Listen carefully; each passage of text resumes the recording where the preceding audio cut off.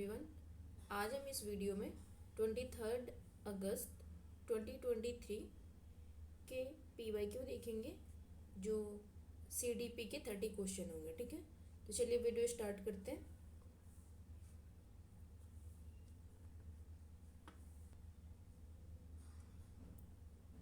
पहला क्वेश्चन कह रहा है डिस्ग्राफिया। डिस्ग्राफिया इज अ, पहला ऑप्शन कह रहा है एक भाषण विकार है जिसकी विशेषता हकलाना और उच्चारण में त्रुटि करना है। दूसरा ऑप्शन कह रहा है एक गतियुक्त विकार है जिसकी विशेषता स्थूल पेशीय बाधित है। तीसरा ऑप्शन कह रहा है एक तंत्रिकीय विकार है जिसकी विशेषता अक्षरों और आकारों को बनाने में कठिनाई है। चौथा कह रहा है एक मनोवैज्ञानिक विकार है जिसकी विशेषता ध्यान के अभाव और आवेगशील व्यवहार है। बताइए इसका सही आंसर कौन सा होगा। क्वेश्चन नंबर फर्स्ट का सही आंसर होगा, देखिए जो डिस्ग्राफिया है ना, आप ऐसे याद रखेंगे, जो डिस्ग्राफिया है ना, ग्राफ मतलब हम ग्राफ बनाते हैं, ठीक है, तो वो उसमें लिखने का काम होता है। तो ग्राफ मतलब जो होता है हम हाथ से बनाते हैं, तो उससे राइटिंग से रिलेट कर लेंगे। तो डिस्ग्राफिया मतलब इसका ऑप्शन नंबर थर्ड हो जाएगा। यह तंत्रिकीय विकार है जिसकी विशेषता अक्षरों और आकारों को बनाने में कठिनाई से होते हैं। ठीक है, क्वेश्चन नंबर सेकंड देखते हैं।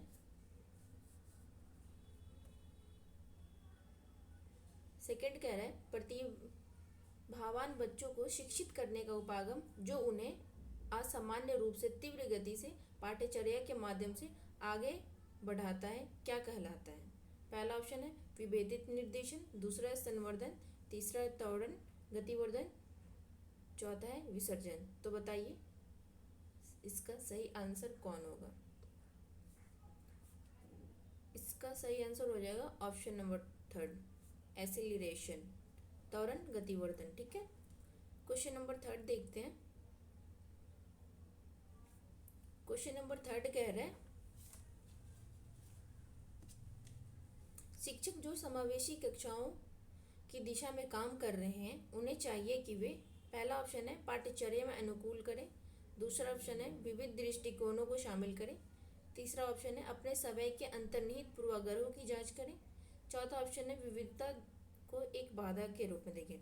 देखिए ये जो ऑप्शन नंबर जो फोर है ना,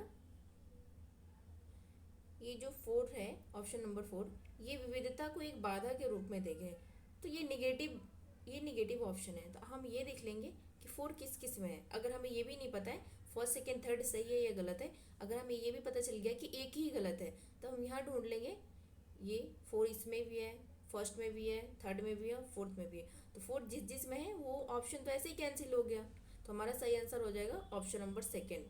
ठीक है, क्वेश्चन नंबर फोर देखते हैं। ये कह रहा है शैशवावस्था में समाजीकरण की डैश संस्थाएं प्रमुख रूप से महत्वपूर्ण है जबकि प्रारंभिक बाल्यावस्था में समाजीकरण की डैश संस्थाएं भी महत्वपूर्ण हो जाती है। तो बताइए इसका सही आंसर कौन सा हो जाएगा। Option number, question number four का सही आंसर हो जाएगा ऑप्शन नंबर सेकेंड, प्राथमिक माध्यमिक। ठीक है, primary and secondary.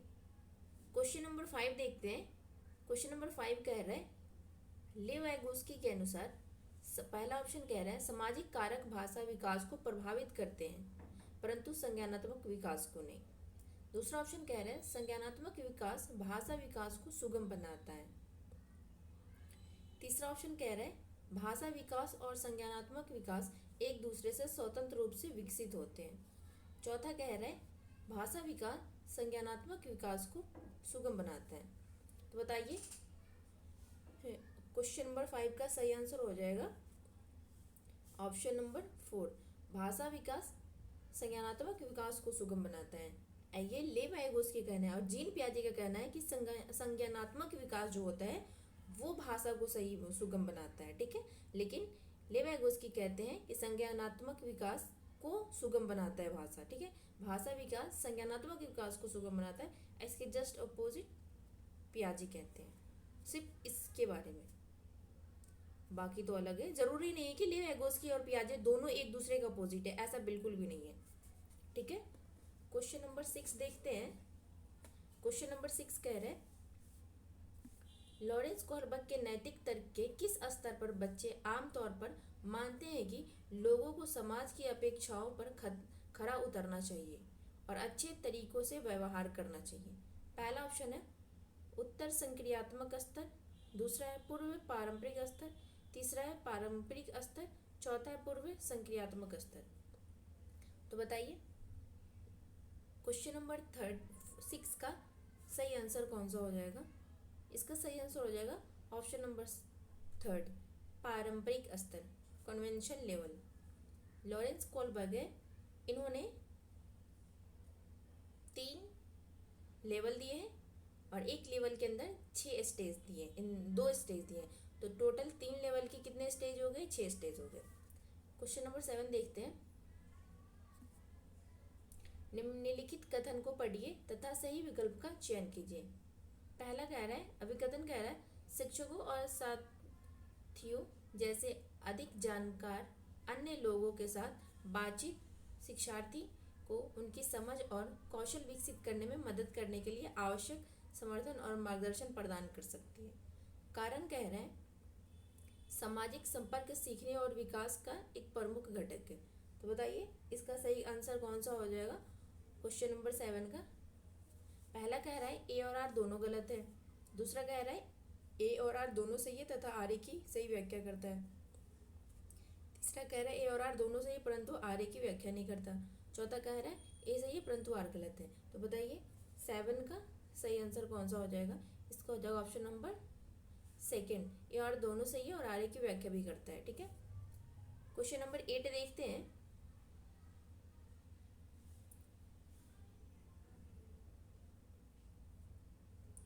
Question number 8 कह रहा है, अधिगम के लिए आकलन का मुख्य लक्ष्य क्या है? पहला ऑप्शन है उन विद्यार्थियों की पहचान करना जिन्हें धीमे सीखने वालों के रूप में वर्गीकृत किया जा सकता है।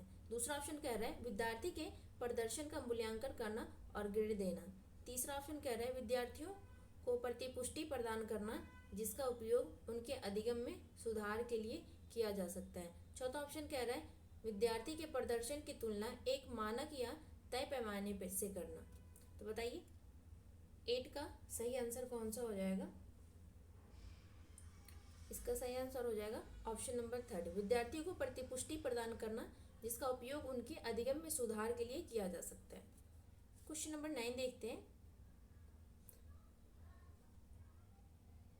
क्वेश्चन नंबर 9 कह रहा है किस आयु में बच्चे शब्दों के खेल में शामिल हो सकते हैं और ऐसे चुटकुले और पहेलियों को पसंद कर सकते हैं जिनमें शब्द का खेल शामिल हो? पहला ऑप्शन है 12 वर्ष, दूसरा है 1 वर्ष, तीसरा है 3 वर्ष, चौथा है 7 वर्ष।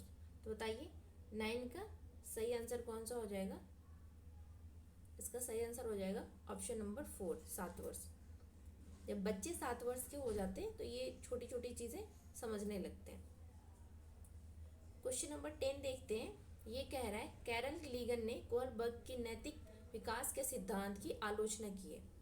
पहला ऑप्शन है सामाजिक संज्ञानात्मक दृष्टिकोण से, दूसरा ऑप्शन है नारीवाद दृष्टिकोण से, तीसरा ऑप्शन है आनुवांशिक कारकों को पर्याप्त महत्व न देने पर, चौथा ऑप्शन है केस अध्ययन के अनुसंधान पद्धति के रूप में उपयोग करने पर।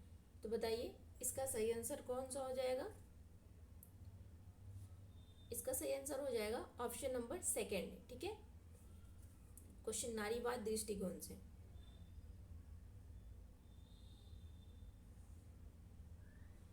क्वेश्चन नंबर 11 देखते हैं।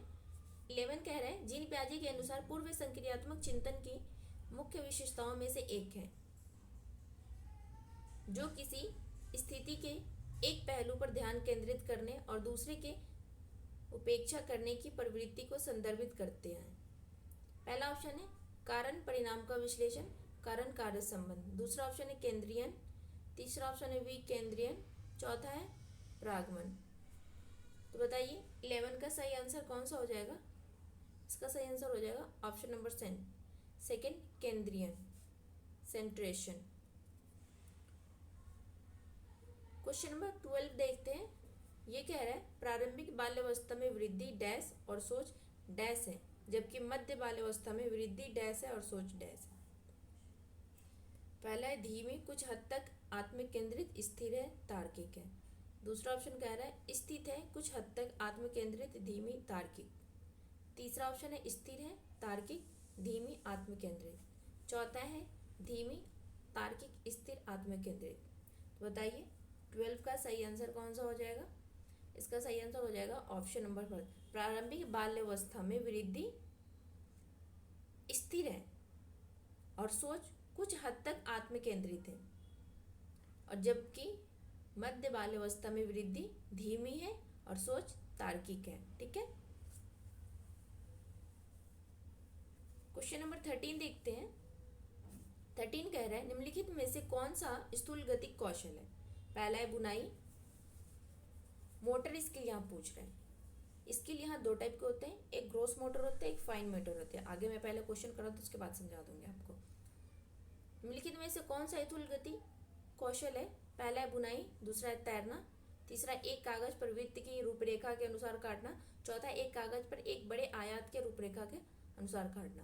तो बताइए इसका सही आंसर कौन सा हो जाएगा? 13 का सही आंसर हो जाएगा ऑप्शन नंबर 2। ठीक है, तैरना। जो बुनाई होता है, मोटर दो तरह के एक तो ग्रोस मोटर होता है, एक फाइन मोटर होते हैं। ठीक है, तो जो ग्रोस मोटर होते हैं ना उसमें मोटे मोटे काम करते हैं, जैसे चलना फिरना, दौड़ना, खेलना, ये सब होता है। जो फाइन मोटर होता है उसमें होता है कि जैसे कि सुई में धागा लगाना, आंखों में काजल लगाना, ये फाइन मोटर में आता है। ठीक है, क्वेश्चन नंबर 14 देखते हैं।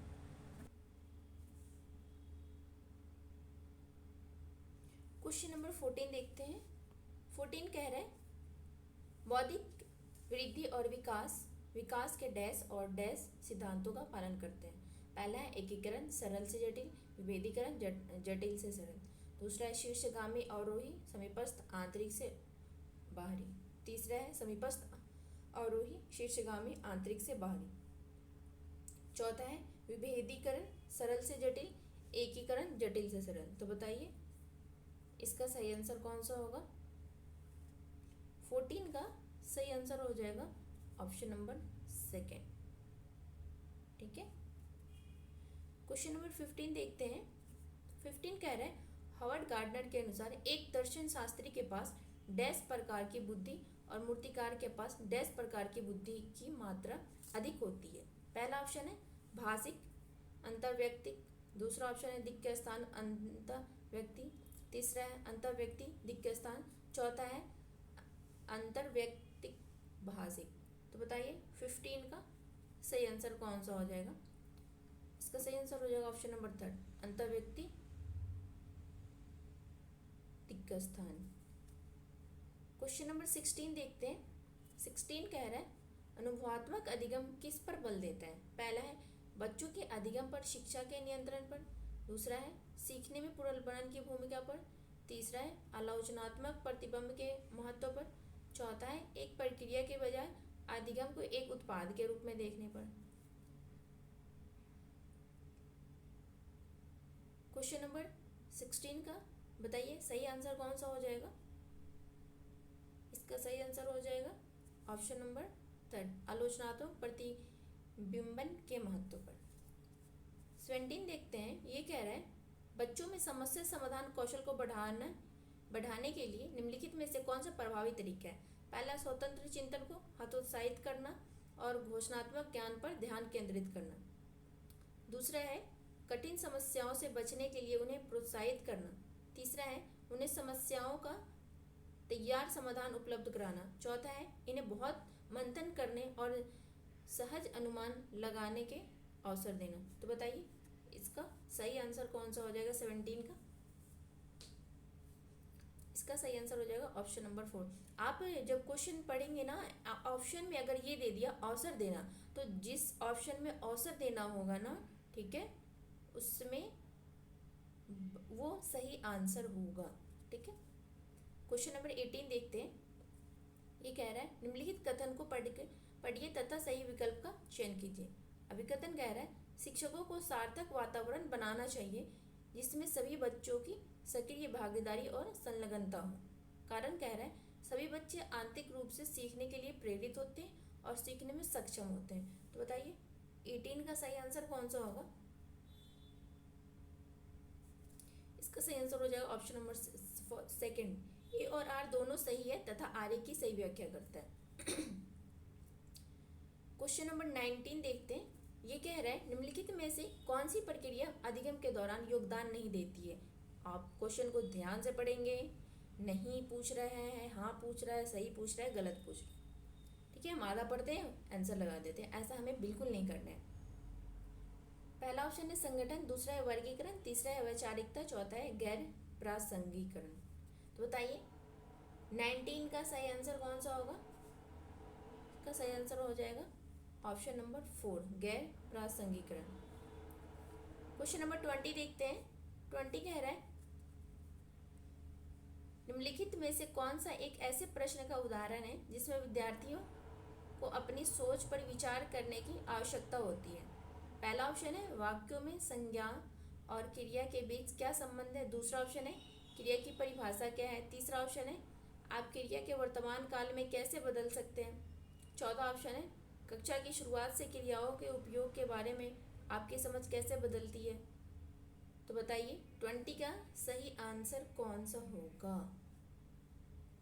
इसका सही आंसर हो जाएगा ऑप्शन नंबर 4 कक्षा की शुरुआत से क्रियाओं के उपयोग के बारे में आपकी समझ कैसे बदलती है। 21 देखते हैं। 21 कह रहे हैं निम्नलिखित में से कौन सा विफलता के लिए आंतरिक आरोपण का एक उदाहरण है। पहला ऑप्शन है मुझे निम्न ग्रेड प्राप्त हुआ क्योंकि शिक्षक कठोर तरीके से आंकते हैं। दूसरा कह रहा है मैं परीक्षा में फेल हो गया क्योंकि मैंने पर्याप्त पढ़ाई नहीं की। तीसरा कह रहा है शिक्षक के पक्षपाती होने के कारण मुझे अच्छे अंक नहीं मिले। चौथा कह रहा है मैं परीक्षा में फेल हो गया क्योंकि मेरे दोस्त मेरा ध्यान भटका रहे थे। तो बताइए 20 का सही आंसर कौन सा हो जाएगा? 21 का सही आंसर हो जाएगा ऑप्शन नंबर सेकंड, मैं परीक्षा में फेल हो गया क्योंकि मैंने पर्याप्त पढ़ाई नहीं की। यहाँ आंतरिक पूछ रहा है, इंटरनल पूछ रहा है, तो इंटरनल में यही सही होगा। क्वेश्चन नंबर 22 देखते हैं। ये कह रहा है निम्नलिखित कथन को पढ़िए तथा सही विकल्प का चयन कीजिए। अभिकथन कह रहा है बहुत कम उम्र में दुनिया भर में अधिकांश संस्कृतियों में लड़कियां गुड़िया को खेलने के रूप में चुनती है जबकि लड़के कारों के साथ खेलना पसंद करते हैं। कारण कह रहा है बच्चे किसी विशेष संस्कृति की अपेक्षाओं के आधार पर एक लड़के या लड़की के लिए क्या उपयुक्त माना जाता है इसके बारे में जानकारी व्यवस्थित करते हैं और इसके अनुसार व्यवहार करते हैं। तो बताइए क्वेश्चन नंबर 22 का सही आंसर कौन सा हो जाएगा? इसका हो जाएगा ऑप्शन नंबर सेकेंड, दोनों सही है और आर ए की का सही व्याख्या है। क्वेश्चन नंबर 23 देखते हैं। ये कह रहा है ले वैगोस्की के अनुसार डैश बच्चों के संकल्पनात्मक योग्यताओं के विकास में महत्वपूर्ण भूमिका निभाता है। पहला है मूर्त पुरस्कार, दूसरा है सहकर्मी सहयोग, तीसरा है सामाजिक अलगाव, चौथा है मानकीकृत पाठ्यक्रम। 23 का सही आंसर होगा ऑप्शन नंबर सेकंड, सहकर्मी पीयर कोलिब्रेशन।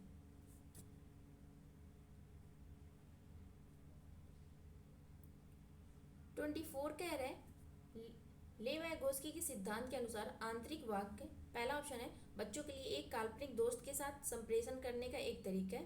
दूसरा कह रहा है संज्ञानात्मक अपरिपक्वता का प्रतीक है। तीसरा कह रहा है विकासात्मक देरी का संकेत है। चौथा कह रहा है बच्चों के लिए अपनी सोच को नियंत्रण करने का एक तरीका है।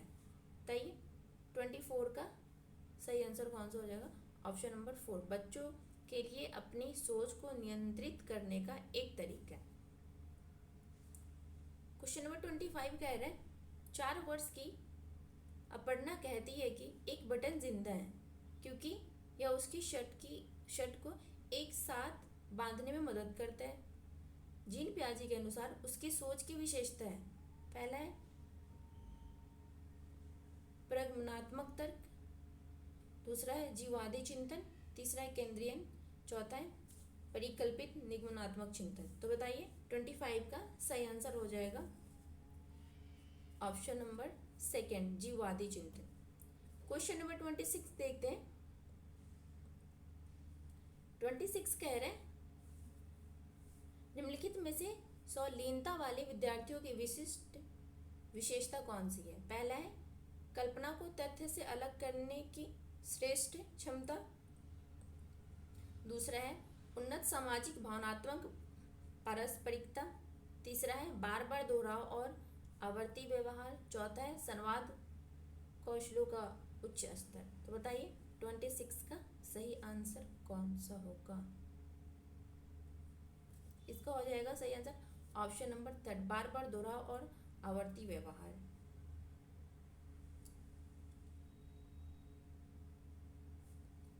क्वेश्चन नंबर 27 देखते हैं।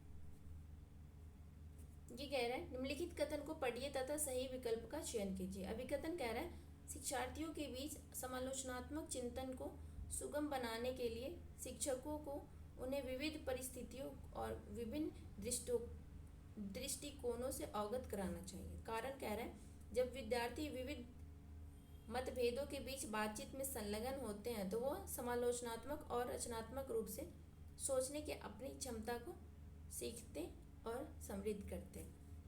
बताइए 27 का सही आंसर कौन सा होगा? दोनों सही है, एक दूसरे की व्याख्या भी कर रहे हैं। ऑप्शन नंबर 2, ठीक है। क्वेश्चन नंबर 28 कह रहा है निम्नलिखित में से अधिगम का प्राथमिक लक्ष्य कौन सा होना चाहिए? पहला है तथ्यों को रटना। दूसरा है यंत्रवत याद करने के पूर्वाभ्यास में उत्कृष्ट बनाना। तीसरा है समकक्षों के साथ प्रतिस्पर्धा। चौथा है समालोचनात्मक चिंतन का विकास। तो बताइए 28 का सही आंसर होगा ऑप्शन नंबर 4, समालोचनात्मक चिंतन का विकास, डेवलपमेंट और क्रिटिकल थिंकिंग। क्वेश्चन नंबर 29 कह रहे हैं बच्चे सबसे प्रभावी ढंग से तब सीखते हैं यदि कोई अवधारणा पहला है सामान्य से विशिष्ट की ओर बढ़ती है। दूसरा है अमूर्त से मूर्त की ओर बढ़ती है। तीसरा है जटिल से सरल की ओर बढ़ती है। चौथा है तर्क संगत से अनुभवजन्य की ओर बढ़ती है। तो बताइए 29 का सही आंसर कौन सा होगा? इसका हो जाएगा ऑप्शन नंबर 1, सामान्य से विशिष्ट की ओर बढ़ती है। आज का लास्ट क्वेश्चन है क्वेश्चन नंबर 13। ये कह रहा है विद्यार्थी को सीखने की शैलियों में विविधता। पहला है विविधता को महत्व दिया जाना चाहिए और मानव विविधता के प्रतिबिंब के रूप में देखा जाना चाहिए। दूसरा कह रहा है कि उपेक्षा की जानी चाहिए और सीखने की शैलियों में एक रूपता लाने का प्रयास किया जाना चाहिए। तीसरा कह रहा है को शिक्षण अधिगम प्रक्रिया के दौरान ध्यान में नहीं रखा जाना चाहिए। चौथा कह रहा है एक शिक्षण अधिगम प्रक्रिया में बाधा और अवरोध के रूप में देखा जाना चाहिए। बताइए क्वेश्चन नंबर 30 का सही आंसर कौन सा होगा? इसका सही आंसर हो जाएगा, बताइए इसका सही होगा ऑप्शन नंबर 1, शिक्षार्थियों को शिक्षण की शैलियों में विविधता को महत्व दिया जाना चाहिए और मानव विविधता के प्रतिबिंब के रूप में देखा जाना चाहिए। तो आज हमने इस वीडियो में 23 अगस्त 2023 के 30 MCQ मैंने सॉल्व करे, वो भी CDP के। तो आप इस वीडियो को ज़रूर देखें और इस चैनल को लाइक शेयर सब्सक्राइब करना ना भूलें। अगर आपका कोई डाउट हो तो कमेंट ज़रूर करें। Thank you.